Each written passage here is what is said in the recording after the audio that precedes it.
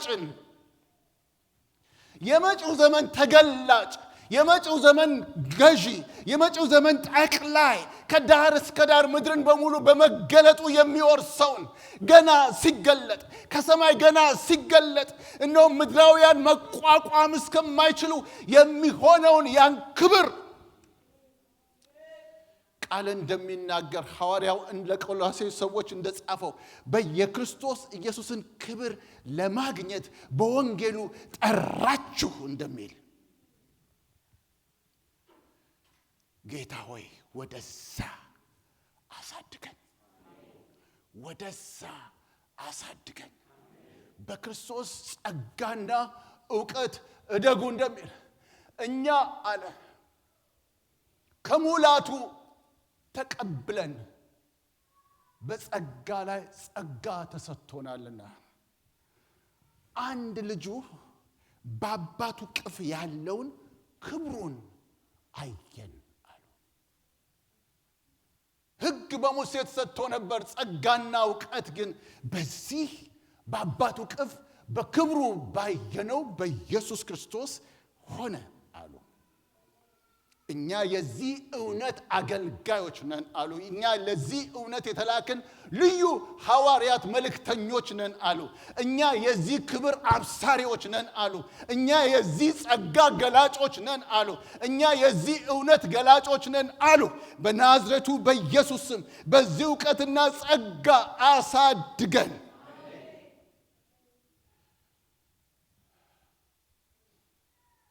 ይህ ሁሉ እንዲህ የሚቀልጥ ከሆነ ያስደነቁን የሰዎች ልጆች የእጅ ሥራዎች እነዚህ ሁሉ እንዲህ የሚቀልጥ ከሆነ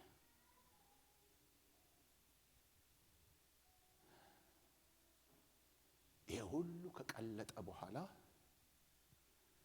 ምድርን ከዳር እስከ ዳር የሚገዛ እሱ ስልጣኑና ክብሩን የሚገልጥበት አዲስ ሰማይና አዲስ ምድርን እንደ ተስፋ ቃሉ እንጠብቃለን አለ። ለዛ በሚመጣን ክብር እንድትገኙ የመዳናችሁ ክብር ያ ስለሆነ ስለዚህ ነው የሚታገሰዋል። ለእናንተው ብሎ ይታገሳል። ወደ ሙሉ ንስሐ እንድትደርሱ ወደ ሙሉ ዕውቀት እንድትደርሱ ይታገሳል። እግዚአብሔር ሆይ ይሄን ረሃብ በውስጣችን አምጣ። ይሄን ጥማት በውስጣችን አምጣ። ወደ ራስህ ሳበን፣ ወደ ትልቁ ሳበን፣ ወደ ኃያሉ ሳበን፣ ወደ ከበረው ሳበን። አምላኬና አባቴ ሆይ ወደዚያ ሳበን። ክብር ላንተ ይሁን። የምናሳልፈውን ጊዜ ለክብር ተጠቀምበት። በኢየሱስ ክርስቶስ ስም አሜን። እግዚአብሔር ይመስገን። ጌታ ይባርካችሁ። እንቀመጣለን። በክርስቶስ ማደግ ከክርስቶስ በክርስቶስ ወደ ክርስቶስ መነሻችን ክርስቶስ ማደጊያችንም ክርስቶስ መፈጸሚያችንም ፍጻሜያችንም ዴስቲኒያችንም መጨረሻችንም ድምድማታችንም ራሱ ክርስቶስ ነው። ክርስቶስ እንደ መሰረት ሲሆን አንድ ነገር ነው። ክርስቶስ እንደ ራስ እንደ ድምድማት ሲሆን ደግሞ ሌላ ነገር ነው። ክርስቶስ እንደ መሰረት የሚለውን ሐሳብ መጀመሪያ ተመለከትና በዛ ውስጥ ምንድነው ዋና ማየት የፈለግነው? ስለ ማደግ ስለምናወራ የሚያድግ ደግሞ ሕይወት ያለው ነገር ያድጋል ብለናልና ምናችን ነው የሚያድገው ብለናልና የሚያድገው በዳግም ልደት የተቀበልነው በውስጣችን የገባው ሕይወት ነው። ወይም ደግሞ ያ አዲሱ ሰው የምንለው በውስጣችን ያለው ማንነት ነው እና ያ ነው የሚያድገው አለን እና ለማደግ መሰረተን ዳግም ልደቱን እንዴት እግዚአብሔር በእኛ ውስጥ እንዳመጣ ደግሞ ስናይ በክርስቶስ ሞትና ትንሣኤ በኩል የገዛ ከሰማይ ኢየሱስ ይዞት የመጣውን ሕይወት እኛ ውስጥ እግዚአብሔር እንዳስገባ ተመለከትን። ስለዚህ የሞቱን ዓላማ የትንሣኤውን ዓላማ አየን። ከዛ ቀጥሎ የተመለከትነው ወዴት ነው የምናድገው የሚለውን ደግሞ ሐሳብ አየን። ወዴት ነው የምናድገው ስንል የምናድገው ቃሉ እንደሚናገረው ራስ ወደሚሆን ወደ ክርስቶስ እንደግ ስለሚል ራስ ወደሚሆን ነው። መሰረት የሚሆን ክርስቶስ አለ፣ ደግሞ ራስ የሚሆን ክርስቶስ አለ።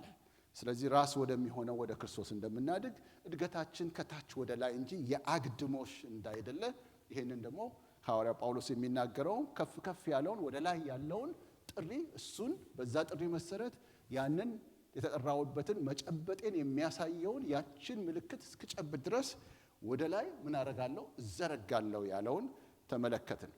አሁን እንዳያስኩት አልቆጥርም ብሎ ያለውን ተመለከትን። ደግሞ እግዚአብሔር በክርስቶስ በኩል እኔን ለሆነ ነገር አስቦኛል፣ ለሆነ ነገር ይዞኛል። እኔ ግን ያንን ስለኔ የተባለውን ነገር ገና አልያዝኩትም። እሱን ለመያዝ እዘረጋለሁ። ስለዚህ አሁን ሁላችንም የተጠራንለት ጥሪ አለ። እግዚአብሔር እኛን ሲያይ የሚያይበት እይታ አለ። በክርስቶስ ውስጥ የሳለው ስዕል ማለት ነው። ሰው የሳለን ስዕል አለ፣ እኛ ራሳችን የሳልንበት ስዕል አለ። እግዚአብሔር ደግሞ በክርስቶስ እኛን የሳለው ስዕል አለ። ያንን እስክንጨብጠው ድረስ እንድናድግለት ይፈልጋል ብለን አቅጣጫችን ወደ ላይ እንደሆነ አይተናል። ዛሬ የምንመለከተው እንዴት እናድጋለን የሚለውን እንመለከታለን።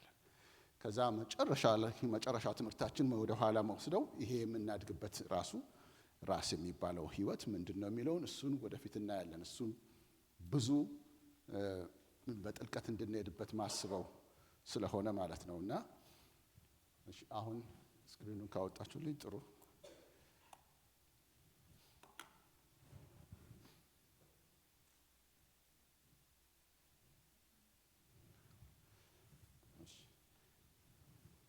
የታሚ ምክር በዚህ ጋር ብትሆን ይሻላል ብለውኛል እሱና እንደዚህ ኦኬ።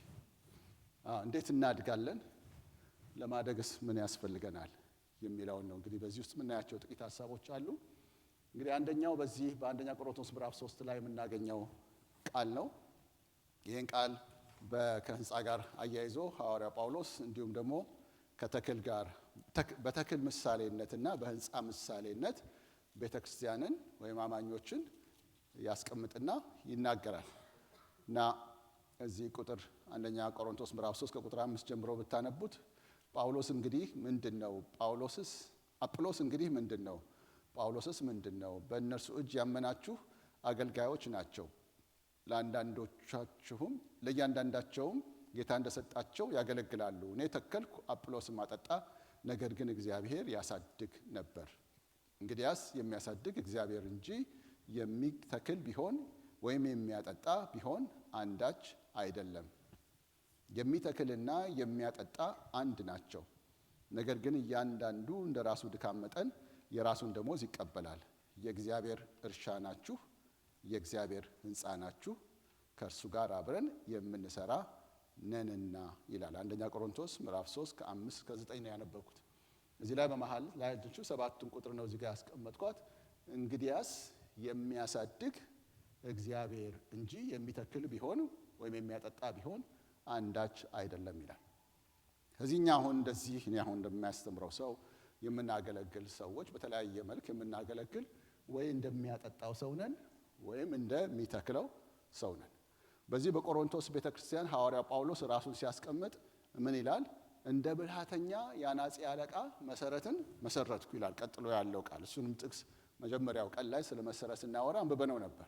እንደ ኤክስፐርት ቢልደር መሰረትን መሰረት። ስለዚህ በህይወታቸው በቆሮንቶስ ቤተክርስቲያን የመጀመሪያ ህይወታቸው ላይ የገባ ሰው ነው። ከጵርስቅላና አቂላ ጋር አብረው ሆነው የክርስቶስን ወንጌል በቆሮንቶስ ቤተክርስቲያን ውስጥ በማምጣት ክርስቶስ በእነሱ ውስጥ እንዲገባና እንዲታነጽ እንዲመሰረት ምክንያት የሆነ ነው።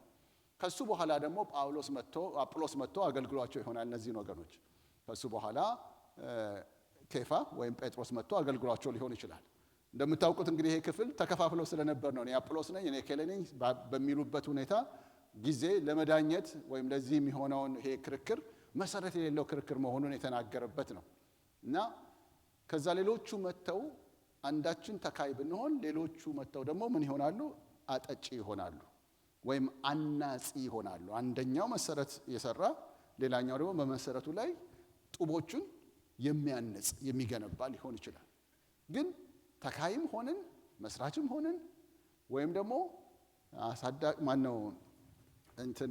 የምናጠጣ ሆንን ምን ኮተኩት ሆንን ምን ይላል መጨረሻ ላይ? አንዳች አይደለም የምትል ቃል አለች። ማለት we are nothing። እኛ ለውጥ አናመጣም በራሳችን። ለምን? የሚያሳድግ እግዚአብሔር ነው። ስለዚህ የቱንም ያህል ባስተምር እኔ አላሳድግም። ማን ነው የሚያሳድገው? እግዚአብሔር ነው። ያው መቼስ አንዳንዴ እግዚአብሔር ምህረት ያደርግልናል። አንዳንድ ቃላችንን ምህረት ያደርግልናል፣ አይቆጥርብንም እንጂ ምን እንላለን? እኔ ያሳደግኩት ነው እሱ እንላለን። አንተ ያሳደግካት ነች አይደለ እንላለን ይባላል። በቃ ምህረት ያደርግልናል አባባላችን ምን እንደሆነ ስለሚገባው እንጂ እኛ እናሳድግ። ምንድነው የሚለው? አንዳች አይደለም ማለት አጠጪው ተካዩ ጳውሎስ ራሱን ጨምሮ አንዳች አይደለም ይላል። ምዕራፍ 4 ላይ ስትመጡ እንደምን ቁጠሩን ይላል? እንደ እግዚአብሔር ጸጋ መጋቢዎች፣ እኛን እንደ ክርስቶስ ሎሌዎችና እንደ እግዚአብሔር ጸጋ መጋቢዎች፣ ምስጢር መጋቢዎች ቁጠሩን ይላል። ይቁጠረን ይላል ሰው። እኛ የእግዚአብሔር ጸጋ መጋቢዎች ነን፣ ደግሞ ምን አለ? ሎሌዎች ነን። እና ሎሌ ክብር ሲያገኝ እኮ ጉድ ነው፣ ጉድ ነው፣ ጉድ ሆነ ነው የሚለው። እዛ ምሳሌ ላይ ሄዳችሁ አንብቡ። ባሪያ እንደ ንጉሥ ከተቆጠረ ጉድ ሆነ ነው የሚለው። ባሪያ ባሪያ ነው። ንጉሥ ማለት ነው እሱ ጌታ ነው። ጌታ ነው ንጉሥ። ክብር ለንጉሥ ለጌታ ነው። እኛ ምንድን ነን አለ? ሎሌዎች ነን አለ። ይህንን ህዝቡን እንዳለ ደግሞ ማን ነው አለ? እናንተ አለ ቆሮንቶሶችን እንዳለ የእግዚአብሔር ምንድናችሁ? ህንፃ ናችሁ። ስለዚህ ቤቱ ባለቤት ማን ነው? የህንፃው ባለቤት እግዚአብሔር። ልክ እንትና የማ ቤት ነው ይሄ ሲባል የከሌ ቤት ነው እንደሚባለው ማለት ነው። እናንተ የእግዚአብሔር ህንፃ ናችኋል። እናንተ የእግዚአብሔር ደግሞ ምንድናችሁ አለ? ተክል ናችሁ። ምንድነው? እርሻ ናችሁ አለ። የእግዚአብሔር እርሻ ናችሁ። በእግዚአብሔር እርሻ ላይ በእግዚአብሔር ህንፃ ላይ እድል ተሰጥቶን ከእሱ ጋር አብረን እንድንሰራ የተሰለፍነን እኛ አይደለንም ዋናው፣ እሱ ነው ዋናው። ስለዚህ ዋና እሱ ስለሆነ አሳዳጊው እሱ ነው አለ። እንዴት እናድጋለን የሚለውን ስናስብ አንዱ የምናስበው የሚያሳድግ እግዚአብሔር መሆኑን ነው። እግዚአብሔር በሚሰጠን ማደግ እናድጋለን የሚለው ቃል ደግሞ እዚህኛው ጥቅስ ላይ እናገኛለን። ቆላስይስ ምዕራፍ 2 ቁጥር 19 ላይ እንደዚህ ያለ ሰው ይላል ከክርስቶስ ጋር የማይጠጋ ትምህርትን፣ ከክርስቶስ ዕውቀት ጋር የማይሄድ ትምህርትን የሚያስተናግድ ሰው ማለት ነው። ክፍሉን ስታነቡት እንደዛ ያለ ሰው ራስ ወደሚሆነው ወደ ክርስቶስ ምን አይልም ይላል? አይጠጋም። ራስ ከሚሆነው ከኢየሱስ ጋር የተጠጋ ሰው ቢሆን ግን ከእርሱ ራስ ከሆነው አካል ሁሉ በጅማትና በማሰሪያ ምግብን እየተቀበለ እየተጋጠመም እግዚአብሔር በሚሰጠው ማደግ ያድጋል። የሚያሳድግ እግዚአብሔር ነው። እግዚአብሔር በሚሰጠው ማደግ ያድጋል። እግዚአብሔር ነው የሚወስነው የሰውየውን እድገት። በዚህ ልጆችን ሲያስተምሯቸው ሳይንስ ሲማሩ፣ ስለ እጽዋት ሲማሩ፣ ከዛ በኋላ እንዴት መትከል፣ እንዴት ተተክሎ ተዘርቶ እንዴት በቅሎ እንዴት እንደሚበቅል ሲያስተምሯቸው እንደዚህ በጣም ትንሽ ክፍል ሆነው በሚማሩበት ጊዜ ያሳዩአቸዋል። እና የሆነች ፓርት ተፈልጎ እንደ እንስራው ምናምን ተፈልጎ አፈር ተደርጎ በሉ እዚህ ውስጥ አፈሩ ውስጥ እቺን ዘር ትከሏት ከዛ ታድጋለች ብለው በስዕል ያሳዩአቸዋል። ከዛ ልጆቹ ምንድነው የሚሆኑት? እንቅልፍ አይተኙም ማታ እና እንቅልፍ አይተኙም። ከዛ ጠዋት እንደነቁ ሮጦ ቤታቸው ያለ ነገር ከሆነ ወይ ትምህርት ቤትም ከሆነ ሮጦ መጀመሪያ መጥተው የሚያዩት እሱን ነው። እና የለም እኮ ምንም ነገር የለም ይላሉ ማለት ነው። ለምን? ዘሯ እዛው ትተክላለች፣ የሚወጣ ነገር የለም።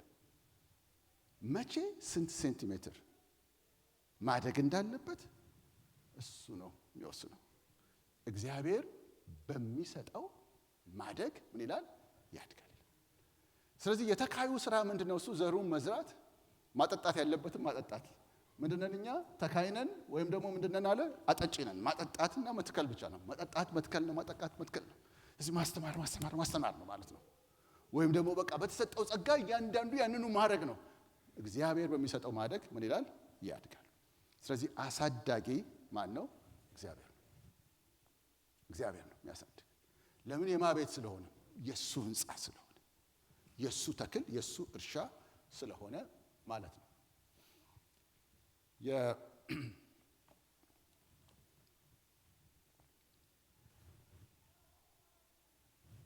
እንግዲህ ይህንን ካልን ሁለተኛ ማየት የምንፈልገው ለማደግ ምን ያስፈልገናል የሚለውንም እያየን ስለሆነ ለማደግ መንፈስ ቅዱስና ምስክርነቱ ቃሉ ያስፈልጋሉ። ልብ አድርጉ፣ ሆን ብዬ ነው በዚህ መንገድ ያስቀመጥኩት። ባጭሩ መንፈስ ቅዱስ ያስፈልጋል ማለት ይቻላል። መንፈስ ቅዱስ ያለ መንፈስ ቅዱስ እንደማይሆን ስለምናውቅ ቃሉ ያስፈልጋል ማለት ይቻላል። ግን እንደሱ አይደለም ያስቀመጥኩት። ለማደግ መንፈስ ቅዱስና ምስክርነቱ ነው ያልኩት። በሌላ አባባል ምስክርነቱ የምናገኘው በምንድን ነው? በቃሉ ስለሆነ ቃሉ ነው። ግን ምስክርነቱ ያስፈልጋሉ። እነዚህ የክርስቶስን ዕውቀትና ጸጋ ይሰጡናል። አሁን ቅድም ጴጥሮስ 3 ላይ ሁለተኛ ጴጥሮስ 3:18 ላይ ያነበብነው በክርስቶስ ዕውቀትና ጸጋ እደጉ የሚለው ማለት ነው። አሁን ወደ ቆላሲሱ ቅድም እንዲሁ እዚሁ ላይ ብቻ ያነበብነው ቆላሲሱ ጋር ልውሰዳችሁ። ቅድም ቆሮንቶስን አንብበናል።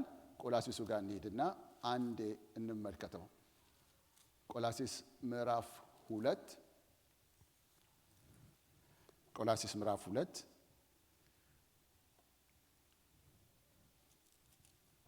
በተለያየ በጊዜው እንግዲህ የተለያዩ የአይሁድ የሕግ ትእዛዛትን ለመፈጸም በሚሞክሩ አይሁዳዊነትን እንደገና ወደ ሕዝቡ መመለስ በሚፈልጉ ወይም በአሕዛብ ውስጥ ያንን ማስተዋወቅ በሚፈልጉ ሰዎች እንዲሁም ደግሞ ሌላ ከዚህ ወጣ ያለ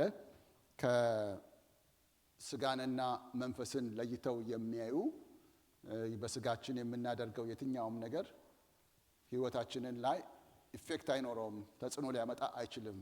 ስጋ ርኩስ ነው። እግዚአብሔር ስጋን ደግሞ አይፈልገውም። ስለዚህ ክርስቶስ ኢየሱስም ቢሆን በስጋ አልተገለጠም፣ በስጋ ሊገለጥ አይችልም። ለምን? ስጋ ርኩስ ስለሆነ ርኩስን ሊነካ አይችልም። እሱ መንፈስ ብቻ ነው ብለው መንፈስም ብቻ ቅዱስ፣ ስጋን በሙሉ ደግሞ ርኩስ አድርገው የሚያዩ የኒቆላውያን የሚባል ትምህርት ነበር በዛ ዘመን። እነዛ ትምህርቶችና የአይሁድ አክራሪ ትምህርቶች ይህችን ቤተክርስቲያን እየተፈታተናት ነው፣ የቆላሲስን ቤተክርስቲያን።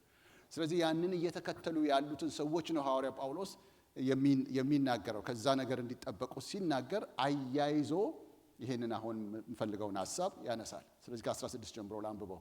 ሁለተኛ ቆላሲስ ምዕራፍ 2 እንግዲህ በመብል ወይም በመጠጥ ወይም ስለ በዓል ወይም ስለ ወር መባቻ ወይም ስለ ሰንበት ማንም አይፍረድባችሁ። ይሄ እንግዲህ ምንድን ነው? እሱ ሙሴ ሕግ ላይ ወይም የአይሁድ ባህል ጋር ያለ ነገር ነው።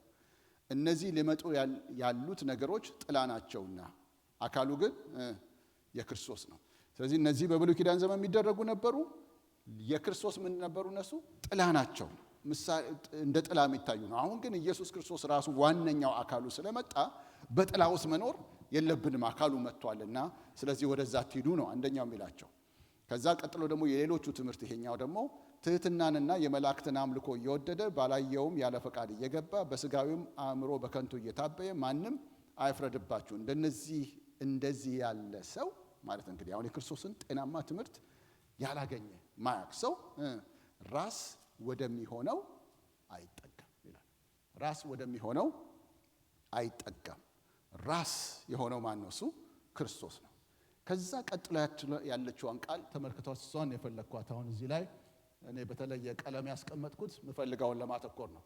እዚህ ላይ ስክሪኑ ላይ ስላለ ይሁት። እንደዚህ ያለ ሰው ራስ ወደሚሆነው አይጠጋም፣ ከእርሱም አካል ሁሉ በጅማትና በማሰሪያ ምግብን እየተቀበለ ይላል። ከማን ነው የሚቀበለው? ከራስ እንበል። ከራስ አሁን ኖርማሊ አሁን ምግብ እኛ ስንበላ ከራስ እንደሚመጣ አድርገን አናስብም። እርግጥ ነው ምግብ መግቢያው እዚህ ጭንቅላት ውስጥ ነው አይደለ? አፍ እዚህ ጋር ነው ያለው።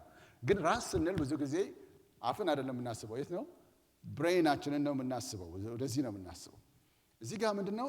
ክርስቶስ የአካሉ ራስ ነው። የአካሉ ራስ የሆነው ከክርስቶስ ራስ ከሆነው ነው አካል በሙሉ ይላል። በጅማትና በማሰሪያ ምግብን ምን እያለ እየተቀበለ እየተጋጠመ እግዚአብሔር በሚሰጠው ማደግ ምን ይላል? ያድጋል። ወዴት ነው እድገቱ ብለናል? ወደ ራስ ነው።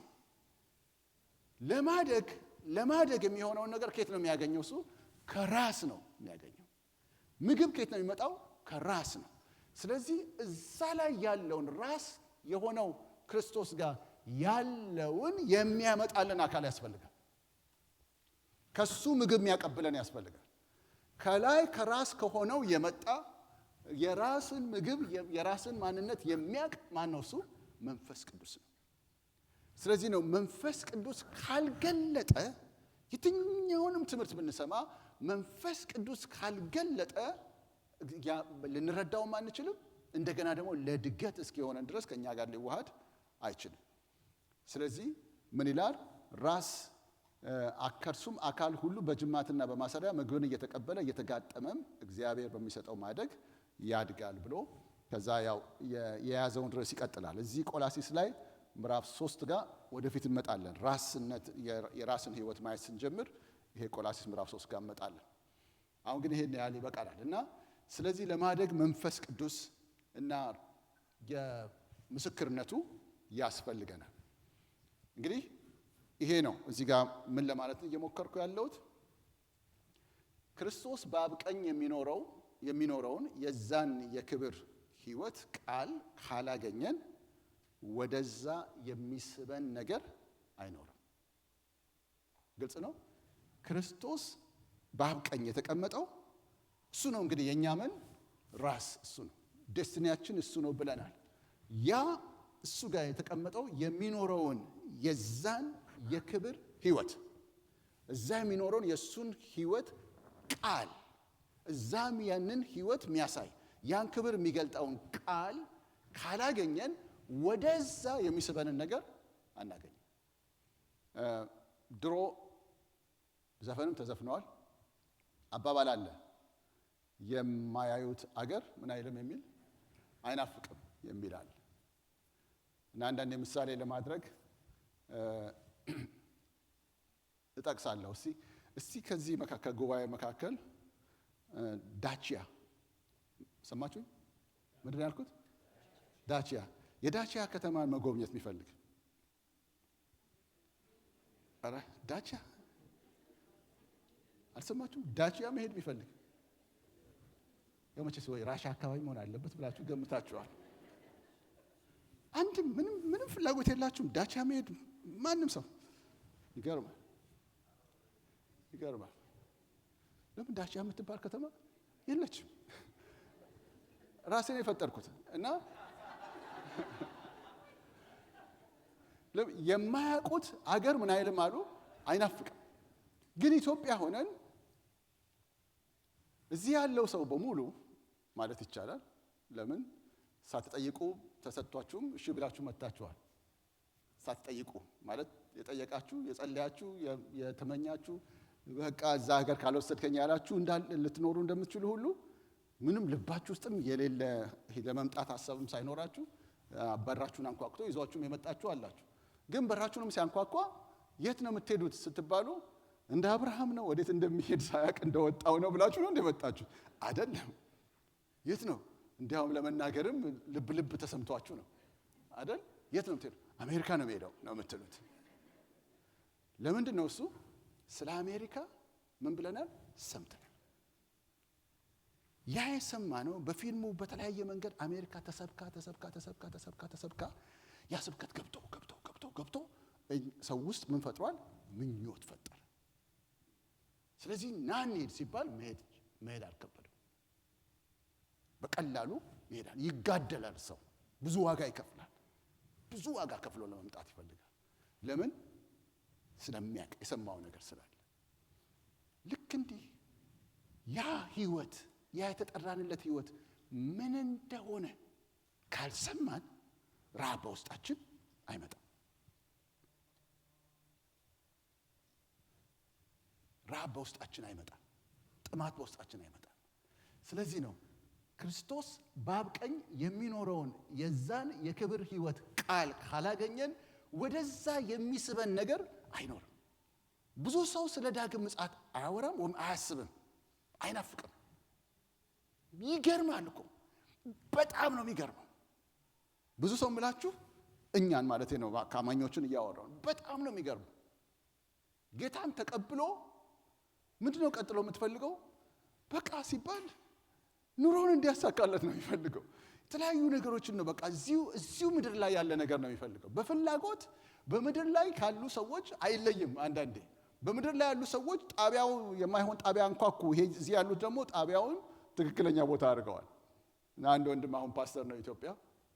እዛ እኔ ኢትዮጵያ በማገለግልባቸው የወጣቶች አገልጋዮች የወጣት ሊደሮች መካከል አንዱ ነበር እና ለምስክርነት ሲወጣ እሱ የመንገድ የጎዳና ተዳዳሪዎች አገልግሎት ስለነበር ጎዳና ተዳዳሪዎች ጋር ለመመስከር ይወጣል እና ከዛ ሄዶ ይመሰክርላቸዋል። ስቴዲየም ዙሪያ ምናምን ያሉት እነዚህ ነዳጅ ምናምን እንትን እያሸተቱ እንትን የሚሉት ልጆች ጋር ይመሰክራል። እና ልብስ በቃ ኮት አድርጎ ክራባት አድርጎ ምናምን ነው የሚመሰክርላቸው። ከዛ እና እንዴት ግን እኔን ታናገረኛለህ አንተ ብለው ይሉታል፣ ይገረማሉ። እሱ ደግሞ በእኔና አሁን አንተ ሰው ነው አይደለም የምትለምነው? በእኔና በአንተ መካከል እኮ ልዩነት የለም ይለዋል። እንዴት ልዩነት የለም አታይም እንዴ ይለዋል። ይኸው መሰለህ አንተም ትለምናለህ እኔም እለምናለሁ፣ ግን ማን እንደምንለምን ነው ያላወቅነው። አንተ ሰውን ትለምናለህ፣ እኔ ግን እግዚአብሔርን ነው የምለምነው ብሎ መግቢያ ያደርግ ነበር። እና በጣም ትልቅ ማስተዋል ነው። እና ልዩነታችን አንዱ እሱ ነው። እነሱ ሌላ ጣቢያ ያንኳኳሉ መታመኛ እንዲሆናቸው፣ እኛ ግን ማጋመጣለን እግዚአብሔር ጋር መጣለን። ግን ፍላጎታችን አንድ ከሆነ ግን ደግሞ ሌላ ችግር ነው።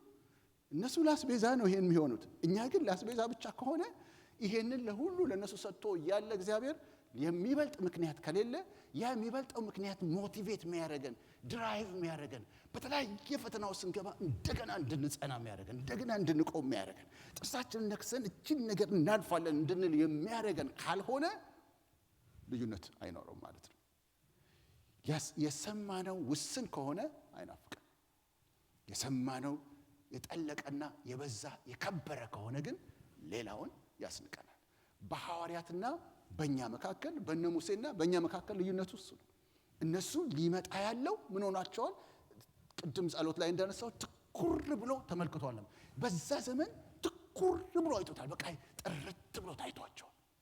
ያንን አይተው መለስ ብለው እዚህ ጋር ፈርዖን ጋር ያለው ፈርዖን እንግዲህ ልብ አድርጉ የጊዜው ሱፐር ፓወር ነው። የፈርዖን መንግስት የቤተ እስራኤል ግብጽ ማለት የግብጽ ንጉስ ማለት በመላው ዓለም ላይ የሚገዛ ነው። አሁን ካለችው አሜሪካ በላይ ነው። አሜሪካ በመላው ዓለም ላይ አትገዛም። አሁን አይደለም አትገዛም። ተጽዕኖ ለማድረግ በተለያየ መንገድ ትሞክራለች እንጂ አትገዛም። በዛን ጊዜ ግን በፈርዖን ትእዛዝ ስር ነው። ለምን? የግብጽ ኤምፓየር ነው ጠቅላላ ዓለምን የሚገዛው። የዛ ንጉስ ልጅ መሆን ማለት ከዛ በላይ ስታተስ በምድር ላይ የለም። ያንን የግብጽ የፈርዖን ልጅ መባልን እንደ ከንቱ ነገር እንዲቆጥር ያደረገው ትኩር ብሎ ብድራቱን ተመልክቷል ይላል። ያ ያየው ነገር በጣም ጥልቅ ባይሆን፣ የሰፋ ባይሆን፣ የበዛ ባይሆን፣ ለማወዳደር የሚያስችለው ባይሆን ለውጥ አይኖረው። ሐዋርያ ጳውሎስ ምንድነው ያለው? ሊገለጥ ካለው ክብር ጋር ሲመዛዘን የአሁኑን ዘመን ስቃይ ምንም እንዳይደለ አስባለሁ አለ። ምን ማድረግ ችሏል? ማመዛዘን ችሏል። የምታመዛዝኑት በደንብ ያያችሁት ነገር ነው። በደንብ ሊመጣ ያለውን ታያላችሁ። እዚህ ጋር ያለው ስታመዛዝኑ አንደኛው በጣም ከፍ እያለ ከመጣ ያ ምንድነው? እሱ ያያችሁ ጥልቀት ነው። ስለዚህ ራስ የሆነው በእግዚአብሔር ቀኝ የተቀመጠው ክርስቶስ ምን እያደረገ ነው? ምን ማለት ነው? ምን ማለት ነው? ያንን ነው ቃል የሚያስፈልገን። የዛን ቃል ያስፈልገናል። ቀጥሎ ያስቀመጥኩት እዚህ ጋር ክርስቶስ ሲከብር ያየ ከሙታን ተነስቶ ማለት ነው።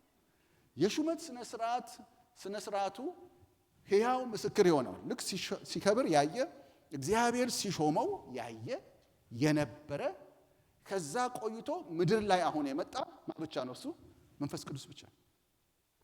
ሐዋርያው ጴጥሮስ አላየ፣ ጳውሎስ አላየ፣ ማንም ያየ የለ። በምድር ላይ ያለ ብቸኛ አንድ አካል ኢየሱስ ክርስቶስ ሲከብር ያየ፣ በሰማይ ሲሾም ያየ፣ ያ ህይወት ምን እንደሆነ ያየ መንፈስ ቅዱስ ብቻ።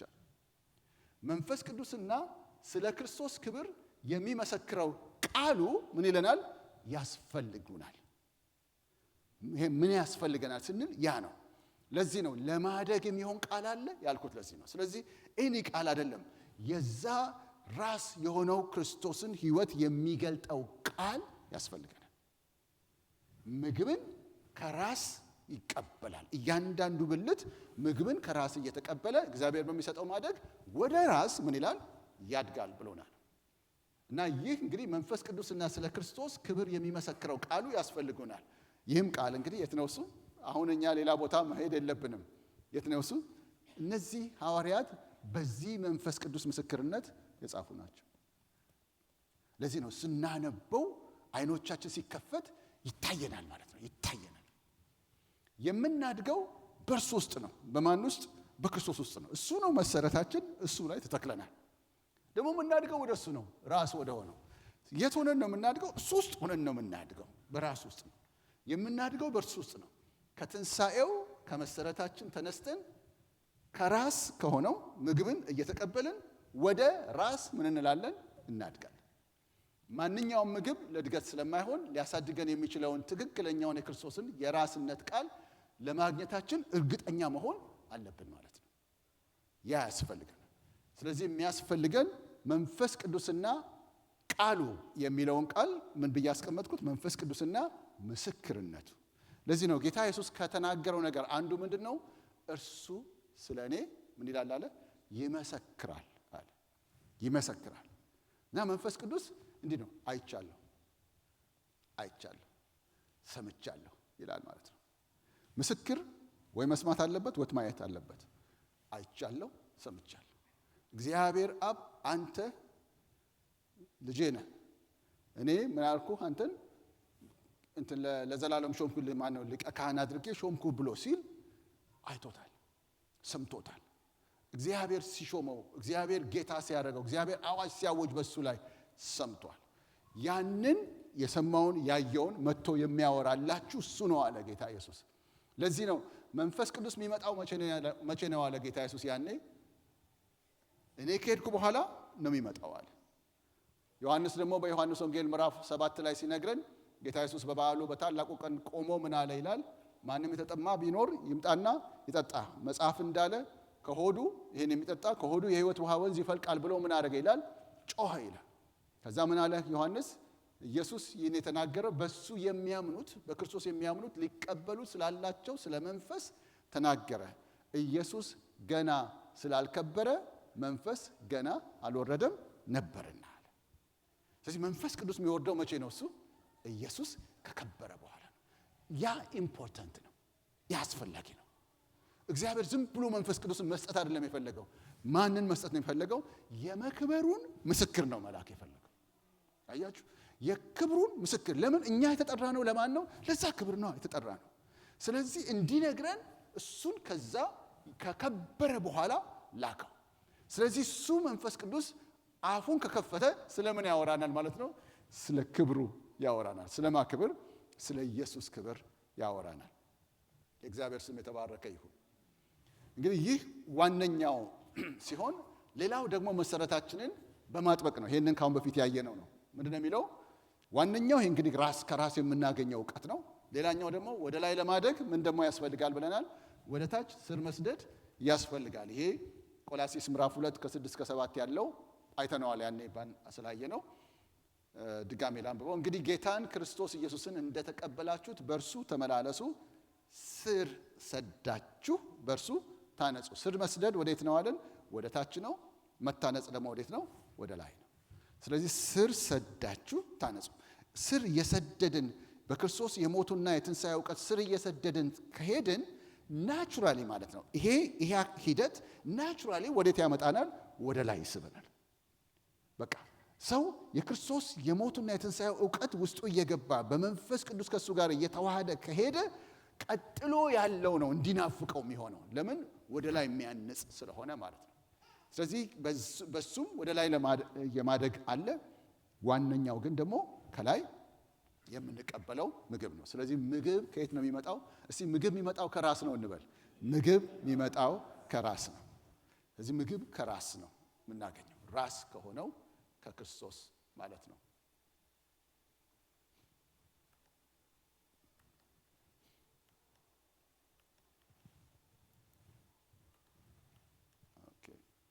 ጸጣለች ድገማት እያለኝ ነው።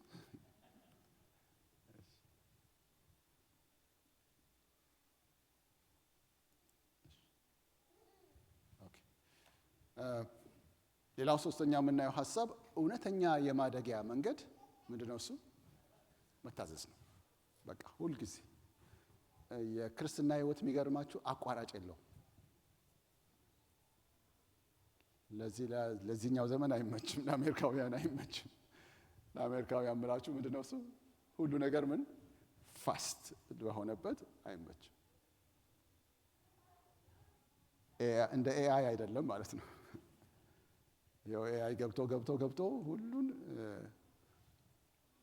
አቅሎት እና አሁን የምንለየው ጤናማ ካልሆነ መለየት እስከምንቸገር ድረስ ደርሰናል። ቀላል አይደለም። ሁሉ ነገር በጣም በፍጥነት ሁሉ ነገር ስለሚሆን ያንን ከመልመዳችን የተነሳ አንድ ትልቅ የእግዚአብሔርን ባህሪ ኳሊቲ የእግዚአብሔርን ባህሪ አጣን። ምን እንደሆነ ታውቃላችሁ? ትዕግስት የእግዚአብሔር ባህሪ። ምን ይላል የእግዚአብሔር ቃል? ምን ይላል? እግዚአብሔር ለቁጣ የዘገየ ምሕረቱ ደግሞ ምን ያለ ነው? ለቁጣ የዘገየ ምሕረቱ የበዛ ነው ይላል። እና ቶሎ አይቆጣም እግዚአብሔር። ይገርማል። የእግዚአብሔር ትዕግስት በጣም አስደናቂ ነው። በትዕግስቱ ምክንያት ነው ያለ ነው። ቅድሙም እንኳን ያነበብነው ቃል የሱ ትዕግስት እንዴት እንደታገሰን እስኪመጣ ድረስ እኛን እየታገሰ እንዳለ ይነገረናል። በዓለም ያሉትንም ሰዎች የታገሰበት አለ። ባይታገስ እግዚአብሔር ትውልድ በሙሉ ሕዝብ በሙሉ በጠፋ ነበር፣ እኛንም ጭምር ማለት ነው። እግዚአብሔር ታጋሽ ነው እና የእግዚአብሔር አንዱ ማንነቱ ታጋሽነቱ ነው። ለሙሴ ራሱን ሲገልጥ እግዚአብሔር መሐሪ ደግሞ ምን አለው? ታጋሽም ብሎ ነው የነገረው። ታጋሽ ነው እግዚአብሔር እና ትዕግስት የእግዚአብሔር ኳሊቲ ነው። በመንፈስ ቅዱስ ከምናፈራቸው ፍሬዎች ውስጥ አንዱ ምንድነው? እሱ ትዕግስት ነው። ያዕቆብ ምዕራፍ 1 ላይ ደግሞ ትዕግስትን ማፍራት ትዕግስትን እንደምታፈሩ ካወቃችሁ ደስ ይበላችሁ ይለው ብሎ የሚናገር ነው። ትዕግስትን ማፍራትን እንደ ግብ ይዛችሁ ትዕግስት እኮ ላፈራ እኮ ነው ብላችሁ ደስ ይበላችሁ የሚል ነው። ትዕግስትን ሰው መሸሽ ነው የሚፈልገው።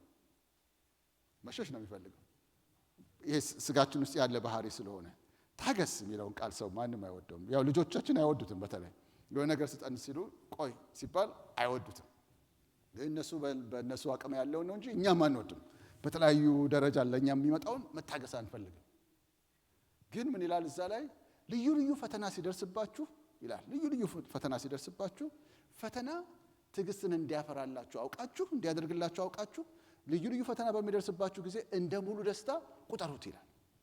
ትዕግስት ደግሞ አለ ሙሉዋንና ፍጹማን ትሆኑ ዘንድ አንዳች ሳይጎላችሁ ፍጹማንና ሙሉዋን ትሆኑ ዘንድ ስራው ምን ያድርግ ይላል? ይፈጽም። አታቋርጡት። ትዕግስተኛ አድርጎም እግዚአብሔር ሊያወጣችሁ ስለሚፈልግ ትዕግስተኛ ሆናችሁ ስትወጡ ሙሉና ፍጹም ትሆናላችሁ፣ ኮምፕሊት ፐርሰን ትሆናላችሁ ይላል። ለምን? የአይማ ባህሪ ነው፣ የእግዚአብሔር ነው። ሽምግልና በእድሜ ሽምግልና ከምን ጋር ነው የሚያያዘው? ከትዕግስት ጋር። ሽማግሌ የሆነው ሰውየው ባይታገሱ በእውነት እድሜያቸው እንጂ በእውነት ከእድሜያቸው ያተረፉ አይሆኑም ማለት ነው። ወጣትነት ከምን ጋር ነው የሚያያዘው?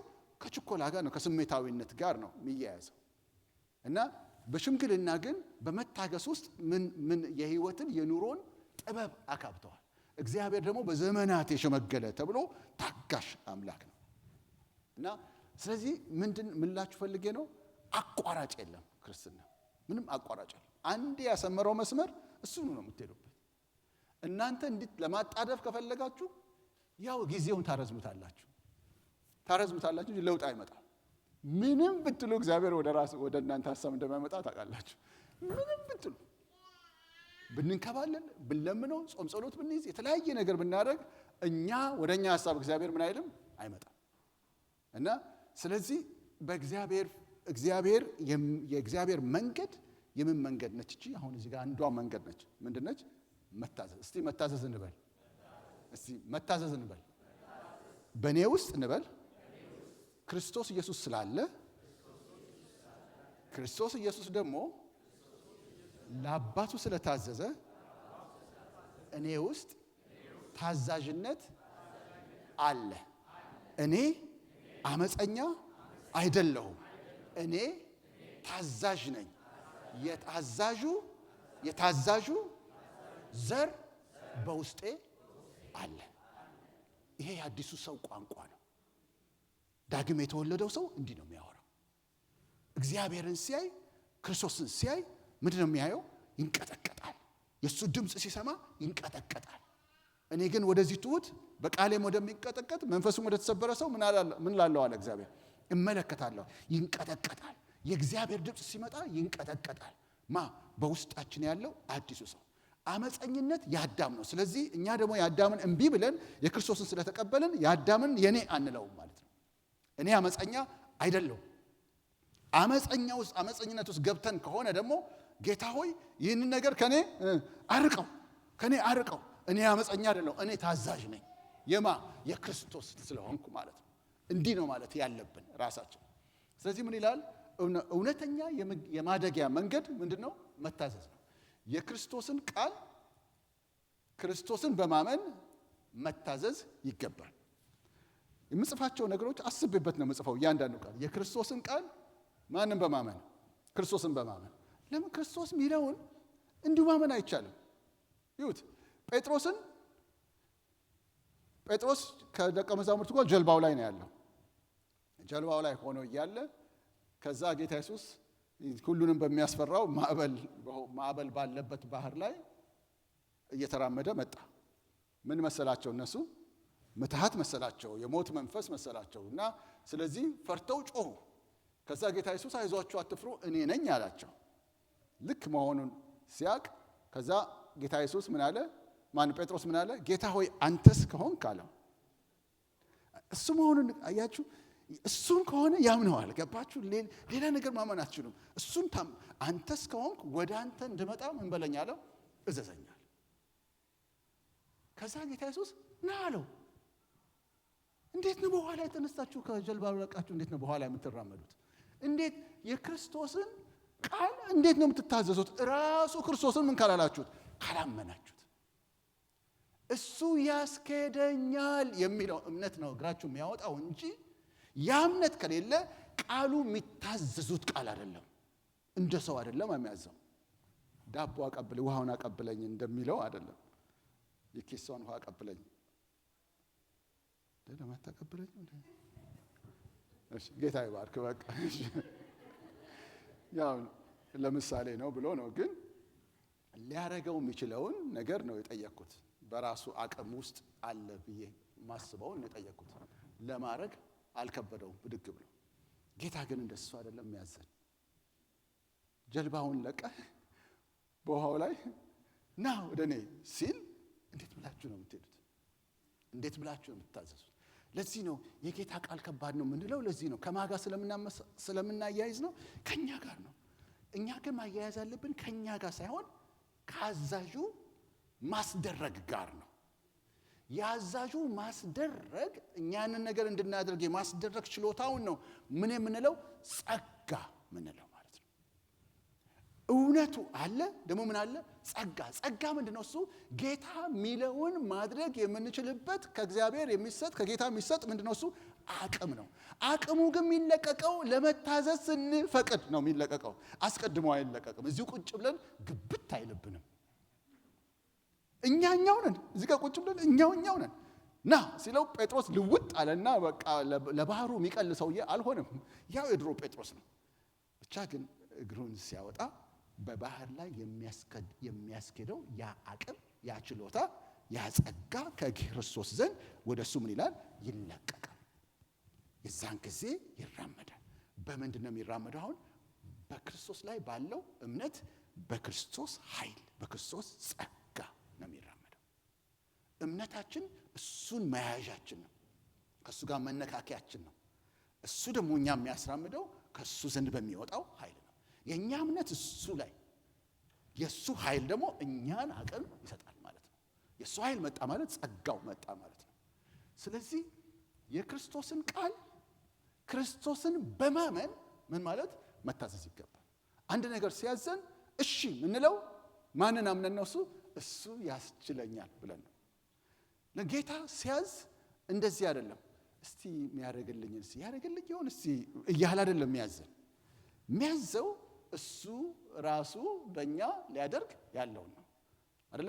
ዳቦ አምጡ ምን አንጡ ሲላቸው የዛን ጊዜ ሊያደርግ ያለውን እሱ ራሱ ሊያደርግ ያለውን ያውቃልና ሊያደርግ ያለውን ስለሚያውቅ ሊያደርግ ብሎ ነው። እሱ ሲያዘን በእኛ ህይወት የሚገለጥ የእሱ ኃይል፣ በእኛ ህይወት የሚገለጥ የእሱ ስልጣን ሊሆን ነው ማለት ነው። ልክ ሲያዝ አዛዥ ማዘዝ የሚችል ሰው ምን ያለው ነው? እሱ ስልጣን ያለው ነው። አንድ ሰው አዞ ያዘዘው ትእዛዝ ማይፈጸምለት ከሆነ ምን አይደለም ማለት ነው? ባለስልጣን አይደለም። ስልጣን አለው ከተባለ ምን አለው? ከስልጣን ጋር ምን አለ? ኃይል አለ ማለት ነው። ስለዚህ ጌታ ብታረግልኝ አይላችሁ፣ እቺን ታረግልኝ አይላችሁ፣ ትእዛዝ ነው የሚሰጠው። ትእዛዝ ከሰጠ ከምን ሆኖ ነው ትእዛዝ የሚያወጣው? ከስልጣን ውስጥ ሆኖ ነው የሚያወጣው። ያ ትእዛዝ የመፈጸም ኃይል ካዛዡ ውስጥ ነው የሚወጣው። እኔ ብቻ ምንድነው እኛ ማለት ያለብን? እሺ ብለን አምነን መራመድ ነው ያለብን። ስለዚህ ማደጊያችን መንገድ ይሄ ነው። ለዚህ አቋራጭ የለም ያልኩት ለዚህ ነው። የእግዚአብሔር እውነት በተገለጠ ቁጥር፣ የእሱን እውነት በገለጠልን ቁጥር ያንን አምነን እሺ ብለን አንተን አምኜ እሰጣለሁ አንተ እስከሆንክ እንዳልነው የቅድሙ መዝሙር አይደለ እንደሱ ያልነው ኤልቤቴል እና እኔ ቤት መተህማ ምን አይደለም አላጓድልም። እና አምልኮ ዝማሬ ብቻ ከሆነ ማድረግ የምንችለው አድርገን እናስባለን አይደል? ግን ዝማሬው ማነው መዝሙሩ ሐሳብ ግን በዝማሬ ብቻ ላይ የሚወሰን አይመስለኝም አይደል? ሌላ ቦታ ላይ የምታገኘውን ክብር ካግኝተህ እኔ ቤት ስትመጣ ያንን አልነሳህም። እዚህ በቤቴም ሌላ ቦታ እንደምታዘው ታዛለህ፣ በቤቴም ሌላ ቦታ እንደምትሆነው ትሆናለህ ማለቴ ነው አይደለ? ልክ እንደዚህ ስንል አንተን እታዘዝ፣ አንተ ሁን እንጂ አንተን እታዘዝሃለሁ ማለታችን ነው። እና ትእዛዙ ምናረገው እኛ ማድረግ የምንችለው እንዳይደለ እንድናስብ ፈልጋለሁ። እንደሱ ከሆነ የምን ስራ ነው? እሱ የሥጋ ስራ ነው። እኛ ማድረግ የምንችለው ሳይሆን በእግዚአብሔር ኃይል በመንፈስ ቅዱስ የምናረገው ነው።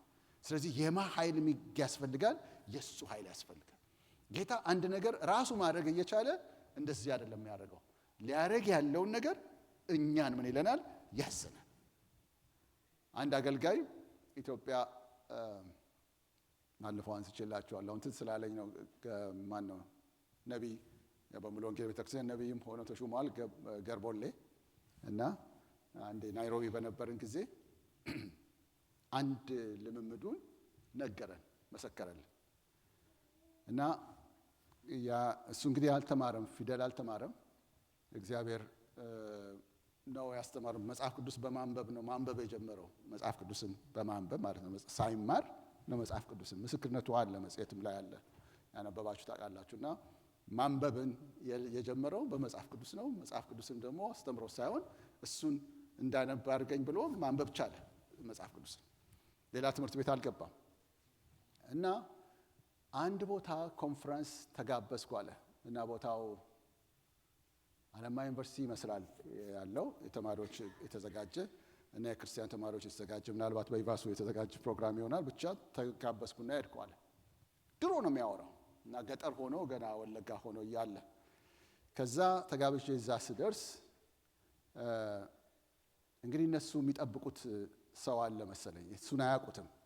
እና ከዛ ልክ ወደ ጉባኤ ልገባ እያለሁ ሰላም ናችሁ፣ እንዴት ናችሁ፣ ሰላም ናችሁ ብሎ አለ። እንደዚህ ነው የሚለው እሱ ደግሞ ሰላምታው። እና ሲል ከኋላ የተቀመጠ ሰው አቀማመጡ ራሱ ለየት ያለ ነው። ሰውየው በልቡ ውስጥ የሚለውን ውስጥ የሰማዋለሁ አለ። እና ያልተማረ ሁሉ እያመጡብን እዚህ ምናምን ብሎ ሲል የሱ የሚለውን ሰማዋለሁ ውስጥ ያለ ገና ስቆም ነው አለ። ከዛ መንፈስ ቅዱስ እንዲህ አለኝ አለ። አንድ ነገር ወደ ውስጥ ያመጣና ገና ስጀምር ነው አለ እኮ የታመመ ሰው አለ ወይ እዚህ ብዬ ጠየቅኳል። እና የታመመ ሰው አላችሁ ወይ ብዬ በአጋጣሚ ታሞ አልጋ ቁራኛ አልጋ የያዘ ሰው ነበረ።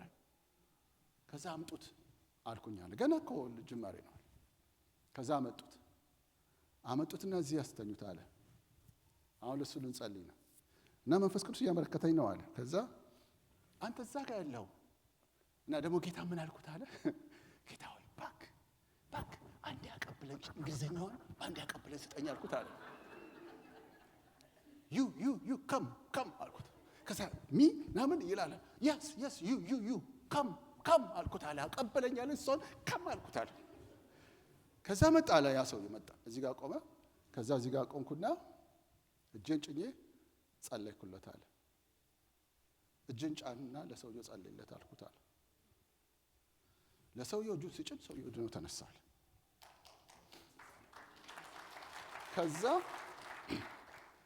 ከዛ በኋላ አለ ከዛች ከተማ እስክወጣ ድረስ የሚያበላኝ መጠጣኝ ወዲያ ወዲህ የሚያደርገኝ ዋናው ሰው እሱ ሆነ አለ። ስለዚህ ነገረኛ ጋር አትጣሉ፣ ነገረኛን ቅባቱን ማስነካት ብቻ ነው መፍትሄው ብሎ አለ። ምን ላችሁ ፈልጌ ነው፣ አሁን እዛ ሰውየው ውስጥ ይሄን ለማድረግ ፍላጎት የለም፣ ችሎታውም የለም። እግዚአብሔር ግን እንዲህ ማድረግ ፈልግ። ያንኑ ሰውየው ራሱ እሱኑ ተጠቅሞ ልክ እንዲህ ጌታ ቢያዝ ማለት ነው። ልክ ጌታ ሲያዛችሁ ና እንዲህ አድርገህ ሲላችሁ እኔ ነኝ የምትሉትን ሰዎች ከዛ በእናንተ ያንን ነገር ያደርገዋል። ብቻ ምን እንደሚባለው እሺ ነው የሚባለው። ደግነቱ ሰውየውም እሺ ብሎ መጣ። ስለዚህ እውነተኛ የማደጋ መንገድ መታዘዝ ነው። የክርስቶስን ቃል ክርስቶስን በማመን መታዘዝ ይገባል። እስካልታዘዝን ድረስ አመንን ማለት አንችልም። የሮሜ 1:5 ካሁን በፊትን ማንበበነዋል። እዚህ ጋር ጽፌዋለሁ። ይሁት ምን ይላል ቃሉ? በእርሱም ስለ ስሙ በአሕዛብ ሁሉ መካከል ከእምነት የሚነሳ መታዘዝ እንዲገኝ ጸጋንና ሐዋርያነትን ተቀበልን።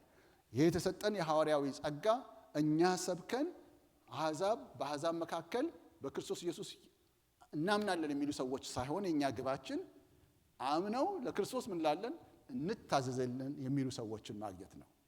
ታዛዥ ከሆኑ ኢየሱስን እንደምን ተቀበሉት ማለት ነው? እንደ ጌታ ተቀበሉት ማለት ነው። እንደ ጌታ ከተቀበሉት ጌታ ከሆንኩኝ አለ የታለ የሚለውን ለምን አታደርጉም ማለት ጌታ ከሆነ ያዛል ማለት ነው። ሲያዝ ደግሞ ምን ይለለታል? ይደረግለታል፣ ይታዘዙታል። ስለዚህ እኛ አማኞች ለማፍራት ሳይሆን ምን ለማድረግ ነው የወጣ ነው? ታዛዦች ለማፍራት ነው። ትእዛዝ ግን ከየት ነው የሚመጣው? ታዛዥነት ከየት ነው የሚወጣው አለ? ከእምነት ነው። ስለዚህ እስካልታዘዝን ድረስ ምን አለን ማለት አንችልም፣ አመንን ማለት አንችልም። ለዚህ ነው ያዕቆብ እምነት ምን ከሌለው ስራ ከሌለው በራሱ ምን ያለ ነው አለ?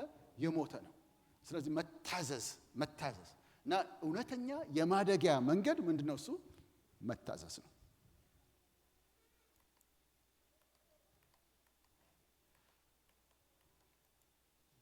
እስቲ እርዱኝ። ለምንድን ነው ፖዝ የሚያደርግብኝ? እሺ ይህ እኔ ጠፍቶብኝ ይሆናል። ይህ በሌላ አባባል በሌላ አባባል በመንፈስ መመላለስ ይባላል። በሌላ አባባል በመንፈስ መመላለስ ማለት ይሄ ነው። እግዚአብሔር የሚያየው ኢየሱስ ክርስቶስን ካመንን ጀምሮ በስጋ የኖርንበትን ዘመን ካላንደሩን ማለት ሳይሆን በመንፈስ የኖርንበትን ወይም የተመላለስንበትን ዘመን ነው የሚያየው። እና በመንፈስ መመላለስ ስንል የጌታ ትእዛዝ ወደኛ የሚመጣው በማ በኩል ነው? በመንፈስ ቅዱስ በኩል ነው። ዛሬ ጌታ እኔን ማዘዝ ቢፈልግ ማን ነው ትእዛዙን የሚሰጠኝ? መንፈስ ቅዱስ ነው። ለምን? መንፈስ ቅዱስ ነው እዚህ ያለው ከኛ ጋር። ስለዚህ በጌታ ታዞ መመላለስ ማለት መንፈስ ቅዱስን ታዞ መመላለስ ነው። በመንፈስ መመላለስ ማለት መንፈስ ቅዱስ ባለን መሰረት እየታዘዙ ማድረግ ማለት ነው። እና በእግዚአብሔር ጌታን የተቀበልንበት ጌታን ለመከተል የወሰንበት ቀን ቢኖር ለምሳሌ በ2021 ሜይ 5 ዕለት ክርስቶስን መከተል ጀምረን ቢሆን 2021 22 23 24 25 26 ሜይ 5 አልፏል። ስለዚህ 5 ዓመት ሆኖኛል ልንል እንችላለን። ምን ቆጥረን ማለት ነው? ካላንደሩን ቆጥረን። ኦኬ። ከዛ 2024 ላይ ደግሞ ጌታን ጁላይ ዛሬ 12 ጁላይ 12 2024 ላይ ጌታን የተቀበለ ሰው ቢኖር 2024 25 26 2 ዓመቱ እሱ 2 ዓመቱ እኛ ደግሞ 5 ዓመታችን ነው በካላንደር ሲታይ። በመንፈስ ግን ስንታይ እሱ ከኔ በላይ ሊሆን ይችላል። ገባችሁ? የሚታየው ካላንደሩ ሳይሆን ምን ያህል መንፈስ ቅዱስ የሚለኝን እያደረኩ ነው የምሄደው። ስለዚህ በመንፈስ የተመላለስንበት ዘመን እንጂ በስጋ የተቆጠረበት ዘመን አይደለም። ስለዚህ እሱ 5 ዓመት ሆኖታል እሱ በጣም የበሰለ መሆን አለበት በሚል አይደለም። ለዚህ ነው ሐዋርያ ጳውሎስ ከጊዜው አንፃር ምን ልትሆኑ ይገባችሁ ነበር? አስተማሪዎች ልትሆኑ ይገባ ነበር። ለምን? ካላንደሩ ብዙ ነው፣ ግን ሰዎቹ ምንድናቸው? አሁንም ህፃናት ናቸው። ስለዚህ መንፈሳዊ እድገት የሚመጣው መንፈሳዊ እድገት የምንለካው በመንፈስ እየተመላለስን ስንሄድ ነው። በመንፈስ ምሪት ውስጥ ምን ያህል ቆየን፣ መንፈስ ቅዱስ ያለውን ምን ያህል አደረግን። እና ከመስጠትን እንደ ምሳሌ አድርጌ ይሄን ሐሳብ ለማስረዳት ብዙ ጊዜ ያመጣለሁ። እና ለምሳሌ ስለ መስጠት አገር ቤት ድሮ ምስክርነት እንሰጣለን እና አሁን ምስክርነት መስጠት አቆምን እንጂ እግዚአብሔር ያደረገልንን ነገር መመስከር ጥሩ ነው። እና ለምሳሌ አንድ ሰው ያለችው ብር $100 ብቻ ነው በዛ ዘመን። አሁን ለምሳሌ ማይመችም 100 ብር ምንም አይገዛም አይደል? ኢትዮጵያ ምንም አይገዛም። እሺ $100 ላድርገው እና $100 ነው ያለው። ከዛ ያን $100 ሁሉ ነገሩ ነው። ምሳ የሚበላበትም የተለያዩ ነገር የሚያደርግበትም ያለው በቃ ሀብቱ በሙሉ እሱ ብቻ ነው። ጌታ መንፈስ ቅዱስ በውስጡ ይሄን $100 አንስተህ ለከሊት ስጥ ይለዋል። ከዛ ምን ሊሆን ነው ብሎ ያስባል።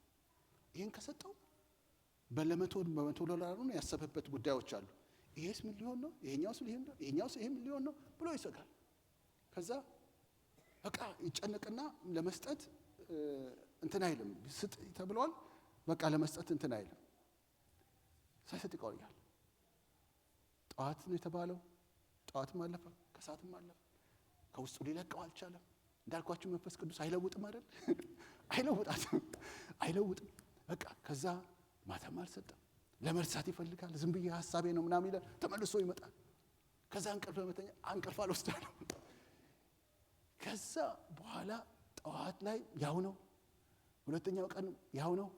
ወደ ማታ ሲደርስ ትላንቱ እንቅልፍ አጥቼ ማደር አልፈልግም ብሎ ከዛ ሄዶ ለዛች ሰው ይሰጣል። አንድ ናይጄሪያዊ ሲመሰክር ሰማሁት አለ። ጌታ የዛን ቀን የዘረፈኝ ነው ይመስለኛል። እንደዚህ ስተብሎ ማለት ተናድጄ በቃ እንደዚህ ነው የሰጠሁት አለ። እንደዚህ ተናድጄ ያው በቃ እንደዘረፈ I felt that I was robbed እና God rob እንዳደረገኝ ነው የተሰማኝ አለ። ልክ እንደዛ በቃ ሰጠና ሰውየው ሁለተኛው ቀን ማታ፣ ትናንትና ጠዋት ነው የታዘዘው፣ ሁለተኛው ቀን ማታ ላይ ነው የሰጠው። ከዛ በኋላ ሰጥቶ ልክ ቤት ሲገባ ተመልሶ ቤት ሲገባ ለካ ስንትና ወንድም ከላይ መጥቶ ነበር እና የሆነ ፖስታ ትቶለት ሄደዋል። መልእክት ላንተ ትቶልሃል ምናምን ብሎ ይሰጡታል ቤት ያሉት። ለምን መጣ? እሱ መጥቶ አያውቅም ብዙ ጊዜ ምን ሊያደርግ መጣ ምናምን ብሎ ሲከፍተው ውስጡ $300 አለ። እንዲሁ ጌታ አሳስቦኝ ነው ብሎ ሰጥቶታል። እኔ 100 ሰጥቼ 3 ጌታ ሰጠኝ። ከዛ ነገ ፕሮግራም አለ። ፕሮግራም ላይ ከዛ ምስክርነት ሲባል እኔ ምስክርነት አለኝ ብሎ ይቆማል። ይሁት ወገኖች ለጌታ ሰጡ 100 ሰጥቼ ይሁ እምቢ ብዬ አንድ ቀን ሙሉ እምቢ ብዬ፣ ሁለት ቀን ሙሉ እምቢ ብዬ ከዛ መጨረሻ ላይ ስሰጥ ይገርማቸዋል 300 ብር ሰጠኝ እግዚአብሔር ብሎ ይመሰክራል። ከዛ እዚህ ቁጭ ያለው ሰው ሁሉ ዋው እንዴት ያለ ጌታን የሚታዘዝ ሰው ነው እያሉ ይሰማዋል ማለት ነው። ጌታን እንደሱ አድርገኝ ብለው ሊሉ ይችላሉ። ለምን እነሱ ደግሞ 5 ቀን ወይ ሳምንት ይፈጅባቸው ስለሚሆን ማለት ነው። ከዛ ያ 300 ብር የሰጠው ሰው ግን ከጥቂት ደቂቃ በፊት ነው ጌታ የነገረው። ከዛ 300 በቀር የለውም። ከጥቂት ደቂቃ በፊት ሰውየውን ምን ብሎታል ጌታ? ይሄን ወሰድና ለከሌ ሰጥ ሲለው yes lord ብዬ ወስዶ ወናውን ሰጠ። ይሄን ሰውዬ የመጀመሪያውን ሰው አንዲት ትእዛዝ አራምዶ በመንፈስ አመላልሶ ለማሳደግ ሰውየውን ጌታ ስንት ቀን ፈጀበት? 2 ቀን ፈጀበት። ይሄኛው ሰውዬ ግን ባንዴ ነው የታዘዘው። ስለዚህ በነዛ 2 ቀን ይሄ ሰውዬ የት ይደርሳል? ሌላም ትእዛዝ እየታዘዘ የትኛው ይሄዳል ማለት ነው። ያ ማለት ነው እና በካላንደር ያለው ጊዜ ሳይሆን ምን ያህል በመንፈስ ተመላለስን፣ ምን ያህል ታዘዝን የሚለው ነው። ለመታዘዝ እንግዲህ ምንድነው እሱ? ያዘዘንን ማመን ያስፈልጋል። እና እዚህ ጋር ምን የሚል ቃል አሉ? በ3 ትርጉም ያስቀመጥኩት ገላትያ 5:16 ላይ በመንፈስ ተመላለሱ የሥጋን ምኞት ከቶ አትፈጽሙ። ይሄ በድሮ ትርጉም ለሚለው አዲሱ መደበኛ ትርጉም ላይ እንግዲህ በመንፈስ ኑሩ ላለው የሥጋንም ምኞት ከቶ አትፈጽሙም ይላል። የእንግሊዝኛው ደግሞ ከኢኤስቪ English Standard Version ምን ይላል? walk by the Spirit and you will not gratify the desires of the flesh. የሥጋን ፍቃድ ላለማድረግ ሥጋን መታገል አያስፈልግህም። መንገዱ ብቻ ምንድነው? በመንፈስ ብቻ መመላለስ ነው። በመንፈስ ስትመላለስ አውቶማቲካሊ የሥጋን ፈቃድ ምን አታረገውም? አትፈጽመው። ስለዚህ ሥጋን ለማስቆም አትታገል። ምን ለማድረግ ብቻ? ለጌታ ለመታዘዝ ብቻ ፈልግ። አንድ ትቀራኛለች እሷን ብዬ ለምን ይሄን ድረስ በዚሁ መጨረስ ስላለብኝ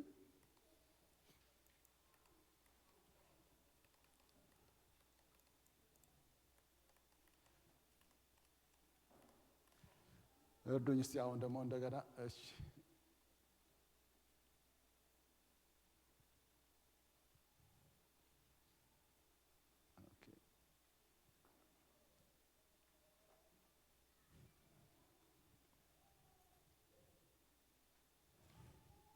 ቀጥይ ወደ ላይ እዚህ ጋር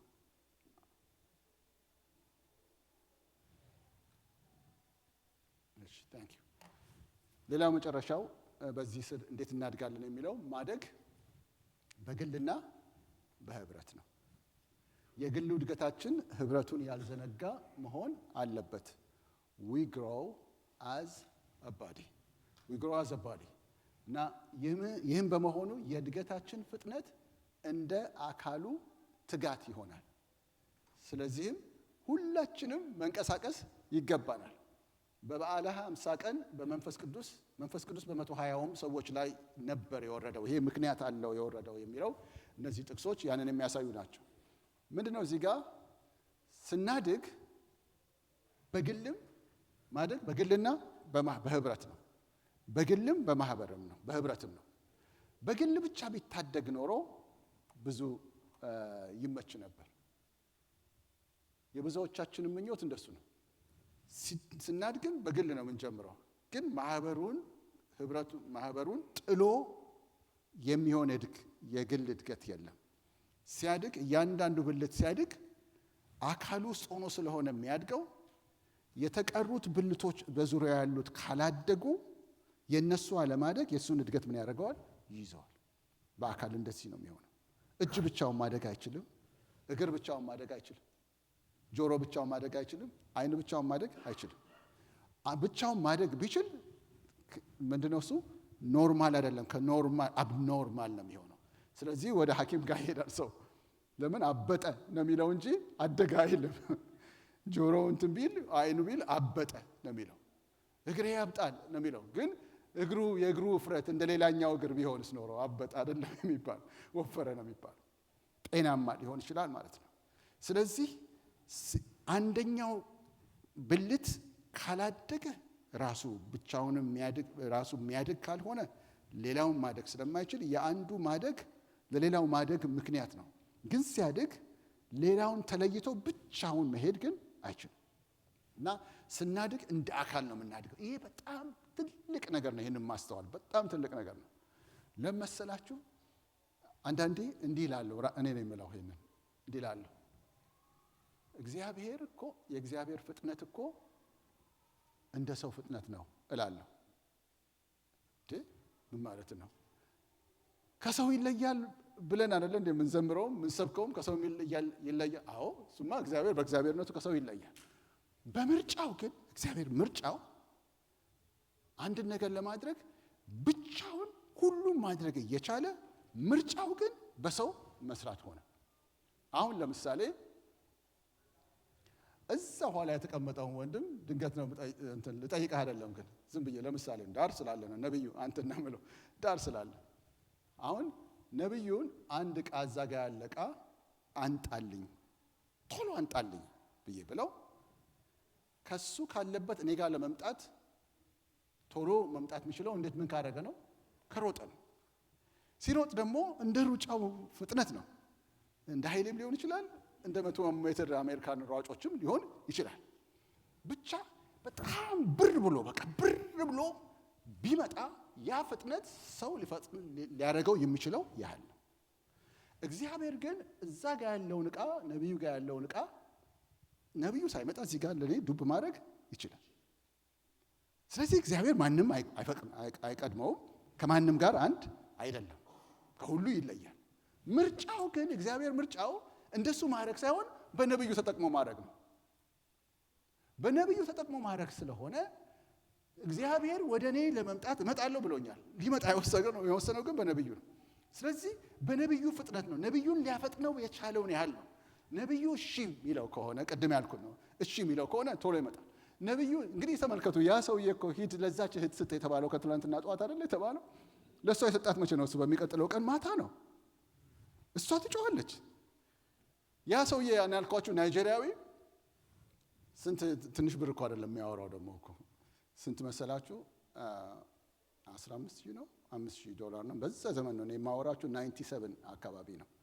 እና ምን ይላል? ያን ገንዘብ እንትን አስቀምጫለሁ። ባለቤቴ እርጉዝ ነበረች እና ለእሷ ለአንዳንድ ነገር ወጪ ይሆናል ብዬ $5,000 ነው የሚለው አስቀምጫለሁ። እሱ ብቻ ነው ያለኝ አለ። ከዛ ጌታ አንሳና ይሄን ወስደ ለዛ ለሆነች ቤተክርስቲያን ስጥ አለኝ አለ። እና አልሰጥም አልኩት አለ። እንደዚህ ነው የሚለው፣ አልሰጥም ጌታ ሆይ ቃልህ አንድ ሰው ቤት ሊሰራ ጀምሮ ሊደመድም ካቃተው ይስቁበታል፣ ይዘብቱበታል ይላል። እና ባለቤቴ እርጉዝ ነች፣ ለእሷ ይሄ ያስፈልጋል። እንዴት ነው ይሄን አንስቼ የምሰጠው? ያው ያቅበታል አለ። ከዛ እንቅልፍ ሌሊቱን በሙሉ አጣሁኝ አለ። ተነስቼ እንደዘረፈኝ እየተሰማኝ አንስቼ ወስጄ ሰጠኋቸዋል። እነሱ ሲጸልዩ ቆይተው የሚፈልጓት ኤግዛክትሊ 5,000 ነች። ደስታቸውን ምንም የእነሱን ደስታ እንኳን መስማት አልቻልኩም ማለት እነሱ ደስታቸውን ያቀርባለዋል። እና ይሄ የዲለር ስራ የሚሰራ ነው። ከዛ እዛ ሆኜ የሆነ አሜሪካን ሀገር ውስጥ እና አውሮፓ ሀገር ውስጥ ያለው አንደኛው የሚፈልገው ምርትን የት እንዘርግፍ ብሎ ይለኛል አለ። መዘርገፊያ ቦታ የሆነ ብረት ነው እና መዘርገፊያ ቦታ ይለኛል አለ። እሱ የዲለርሺፕ እንደዚህ የሚሰራ ነው። እና እኔ ይህንን ዕቃ የት ነው የምዘረግፈው? አሁን እሱን አምጥቼ የት ልዘረግፍለት ነው ስል ሌላ ደግሞ ይደውልና እንዲህ አይነት ዕቃ ልታገኝልን እንችላለን ይላል አለ። ከዛ እሺ ብዬ በዛ እንትን $200,000 ነው ያገኘሁት ብሎ ይናገራል። አሜሪካ ድረስ መጥቶ ገበያውን እየሰራ በከፍ ባለ ገንዘብ የሚንቀሳቀስ ሰውዬ ነው። ግን እነዛ ሰዎች ምን ይሉ ነበር አለ? ያመሰግኑ ነበር። ያቺ ሴት ታለቅሳለች። ግን ከ2 ቀን በኋላ ነው ለሷ መልስ የመጣው። ጌታ ገንዘቡን ዱብ ማድረግ አይችልም? ለሷ ይችላል። ከዛ ጌታ ሆይ አሁን ያልኩ ለምንድን ነው ያመጣው ሲባል እሷን እዛ ያስጠበቃት በማስጠበቅ ምን ያስተምራታል? ትዕግስት ያስተምራታል። እሷ ጌታ እኮ አይከስርም፣ ሁሉ ቦታ ይተርፋል። እሷን እዛ ትዕግስት እያስተማረ እሱን ደግሞ እዚህ ታዛዥነትን ያስተምር። ተነሲ ስጥ፣ የበረከት መንገድ ነው ስጥ እያለ ይለዋል። ልክ ሄዶ እሱ ሲሰጥ ከዛ እሱም እዛ በረከት ውስጥ ገብቶ ደስ ሲለው እሷም ተቀብላ ደስ ሲላት እግዚአብሔር ደግሞ እዛ አይቶ ደስ ይለዋል። ይገርማቸዋል እኮ እግዚአብሔር ገንዘቡ ሁሉ አለው። እኛኑ እኮ ነው እኛኑ ራሱ አግባብቶ እኛ በደስታው ስንገባ እሱ ልጆቼ ደስ ብሏቸው ብሎ ደስ ይለዋል። በሰጪውም ደስ ይለዋል፣ ደስ ብሎታል። በተቀባዩም ያይና ደስ ይለዋል። እሱ ትርፉ እሱ ነው እኮ እኛ ደስ ብሎን በሱ ፊት ደስ ብሎ መኖራችን ነው እንጂ ለእያንዳንዳችን የሚያስፈልገን ዱብ ዱብ ማድረግ ይችላል። ዱብ ዱብ ያደርግ ምን መሰላችሁ ምንለው አታስፈልገኝም ነው ምንለው። አንቺ ያለሽ እኔም አለኝ ነው ምንለው። እና ስለዚህ አንዳችን በሌላችን ላይ ምን ላለን እንኮራለን። እንደዛ እንዳይሆን ስለፈለገ አንዳችን ለአንዳችን እንድናስፈልግ ስለፈለገ መንገዱ ማናረገ እኛ ናረገ። ልክ እንዲሁ ሲያሳድገን ካልገለጠልን አናድግም። እግዚአብሔር እሱን ነገር እየገለጠ ሲመጣ አንድ ወደ ክርስቶስ የሚስብ ነገር እኛ ውስጥ መታየት ይጀምራል። ልክ ያ ነገር መታየት ሲጀምር እኛን ሳብ ሲያደርግ አንዱን ማለት ነው ሊደር ላይ ያደረገው የሚፈልግ እሱ ሳብ ሲያደርግ ሌሎቹ በሙሉ አይተው ወደዛ ምን እንዲሉ ነው እንዲሳቡ። እነሱ ማይሳቡ ከሆነ እሱ ብቻውን ከሆነ ምን ያደርጋል መስላችሁ? እግዚአብሔር መገለጡን ያቆመዋል። እዚህ ጋር ለሰውየው መገለጡን ያቆመዋል። ለምን ብቻውን ይሄዳል? የትም መሄጃ የለውም። ለምን? የአካሉ ሸክም ሁሉ እሱ ላይ ነው ያለው። ከዛ እሱ ጋር ያለውን ግን ምን እንዲያደርግ ያደርጋል? እንዲገልጥ ያደርጋል። ከዛ ህዝቡ እየበላ እየተጠቀመ ከዛ ብድክ ማለት ሲጀምር ለሱ ደግሞ አሁን ደግሞ ምን ያደርጋል? ይገልጥለታል። ለምን? ለሚሰጥ ምን ይለዋል ነው የሚለው ይሰጣል። እንዲህ ያለ አካሉን ይዞ ይወጣል። አሁን በዚህ ዘመን በጣም ብዙ የእግዚአብሔር ስራ ሲሰራ በጣም አናይም። እንደዚህ በጣም የእግዚአብሔር ነገር በጣም ማናየው ለምንድን ነው? እሱ የሁላችንም ሌቭል ምን ስላለ ነው? ስለወረደ ነው። ልክ አካሉን በዓለ ሃምሳ ቀን እንደሆነ መንፈስ ቅዱስ ሲወርድ ስንቱ ላይ ነው የወረደው? 120 ላይ ነው የወረደው። የተቀባ ሰው የምትሉት አንድ ሰው ለብቻ የለም። 120 እሷንም ይናገራታል ጌታ፣ እሱንም ይናገራል፣ እናንተንም ይናገራል። ልክ እንደዛ አይነት ሪቫይቫል ሲመጣ በእያንዳንዳችን ውስጥ የሚሰራው ነገር ስለሚኖር አንድ ሰው እግዚአብሔር አሳይቶት ሳብ ሊያደርግ ሲፈልግ አካሉ በሙሉ አብሮ ይነሳል። ያኔ እድገቱ የግል ብቻ ሳይሆን የምን ይሆናል? የአካል ይሆናል። እና እግዚአብሔር እንደ አካል ያሳድገናል። እና እንዴት ነው የምናድገው የሚሉትን እነዚህን 4 ነገሮችን ዛሬ ያየናቸውን ልብ እንላለን ማለት ነው። እና የሚያሳድግ ማን ነው አለን? እግዚአብሔር ነው። ለማደግ ደግሞ ምን ያስፈልገናል? መንፈስ ቅዱስና ምስክርነቱ፣ ቃሉ፣ ስለ ራስ የሚያወራው ቃሉ ያስፈልገናል። እና ደግሞ እኛ ምንድነው እሱ ለማደግ መታዘዝ ግድ ነው። በመታዘዝ የማደጊያ መንገድ ነው። ስናድግ ታዲያ ግን እንዴት ነው የምናድገው? ብቻችንም ብቻ ሳይሆን ማህበሩንም ይዘን ነው። በግልም ደግሞ በማህበር። እሺ እንጸልያለን። እና ከጸለይን አትወጡም። ትንሽ ደቂቃ ታገሳላችሁ። አንዴ እንጸልያለን።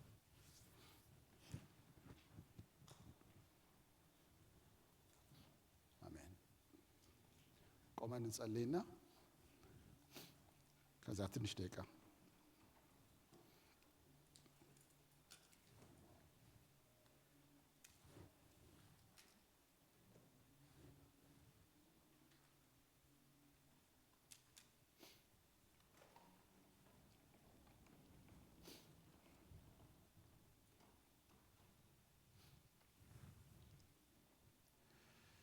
ቅዱስ አባታችን እግዚአብሔር እናመሰግንሃለን። ያንተን እውነት ደግሞ እንድናስተውል ይህንን እድል ስለሰጠህን ተመስገን። ልታሳድገን ስለምትወድ ተመስገን። አሁንም እያደረክ አለ፣ በየቀኑ እያደረክ አለ። ልብህ በልጆችህ ማደግ ላይ ያተኩራል። አምላኬና አባቴ ሆይ በናዝሬቱ በጌታችን